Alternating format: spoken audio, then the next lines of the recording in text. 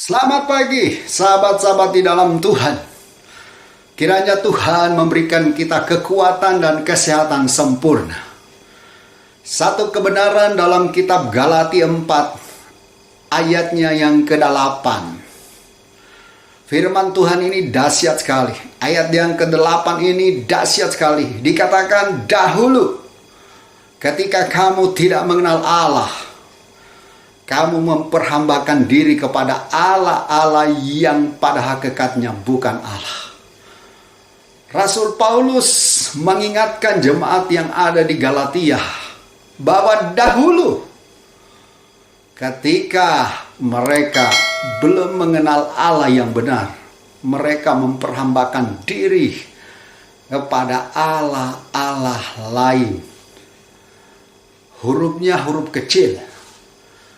Kita juga sahabat-sahabat dalam Tuhan, sebelum kita mengenal Tuhan kita Yesus Kristus dengan benar, maka kita dahulu memperhambakan diri kepada Allah-Allah lain.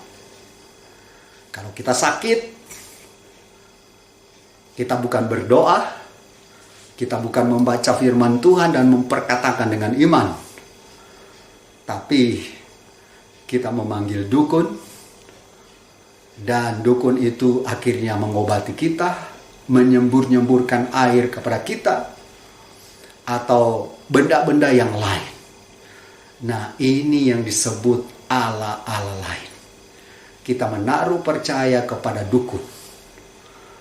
Tetapi hari ini sahabat-sahabat di dalam Tuhan, kita sudah mengenal Allah di dalam Yesus Kristus. Pada waktu kita sakit, kita berdoa, kita minta Tuhan yang sembuhkan. Dan kalau Tuhan tuntun bimbing kita untuk kita pergi berobat kepada tim medis atau kepada dokter, ini tidak ada yang salah. Jadi, hidup kita sudah berbeda. Dulu, kita dengan Allah-Allah lain. Sekarang kita dengan Allah yang hidup, Allah yang luar biasa, di mana kita bisa memperkatakan firman Tuhan sebagai doa akan memberikan kesembuhan bagi kita. Dulu, sebelum kita mengenal Allah dengan baik, kalau buka usaha, mungkin bikin sesajen, atau panggil orang pinter, atau pergi kepada dukun untuk minta penglaris atau apapun. Tapi sekarang kita mengenal Tuhan, kita panggil nama Tuhan, kita panggil hamba-hamba Tuhan, mendoakan usaha kita, rumah kita, atau apapun juga, sehingga berkat Tuhan turun di atasnya, dan tidak ada lagi kekuatan si jahat yang dapat menghancurkan kita, karena Tuhanlah yang menjadi andalan kita. Jadi sahabat-sahabat di dalam Tuhan, mari kita menjadi orang-orang yang terus mengandalkan Tuhan, yang terus minta kekuatan dari Tuhan. Jadilah orang-orang yang berpegang teguh kepada kebenaran.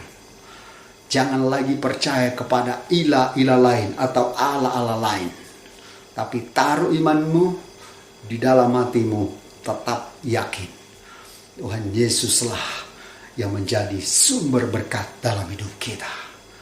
Ibrani 11 ayat 1, iman adalah dasar dari segala sesuatu yang kita harapkan, bukti dari segala sesuatu yang kita percaya. Kalau kita percaya Tuhan sanggup memberkati kita, maka itu akan terjadi dalam kehidupan kita. Saya diingatkan waktu masih kecil, selalu dimandikan oleh Mbah Dukun dengan air yang sudah dimantra-mantrai. Tapi puji Tuhan, saya bisa mengenal Tuhan, saya bisa putuskan di dalam nama Tuhan Yesus segala spirit atau roh zaman dulu, roh yang mengikat, yaitu roh perdukunan. Dan saat ini hanya mengandalkan kuasa Roh Kudus. Andalkan Roh Kudus dalam hidup kita, maka kita akan berhasil di dalam banyak hal. Nah itu sahabat-sahabat, tetap semangat. Andalkan Tuhan. Hamba berdoa Bapa buat sahabat-sahabat di dalam Tuhan.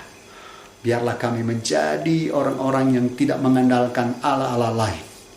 Tapi dalam segala hal, kami akan terus mengandalkan Engkau di dalam Yesus Kristus. Melalui kuasa Roh Kudus yang day to day menuntun membimbing kami. Terima kasih. Dalam nama Tuhan Yesus, kami mohon Roh Kudus tuntun dan bimbing kehidupan kami selamanya. Haleluya. Amin.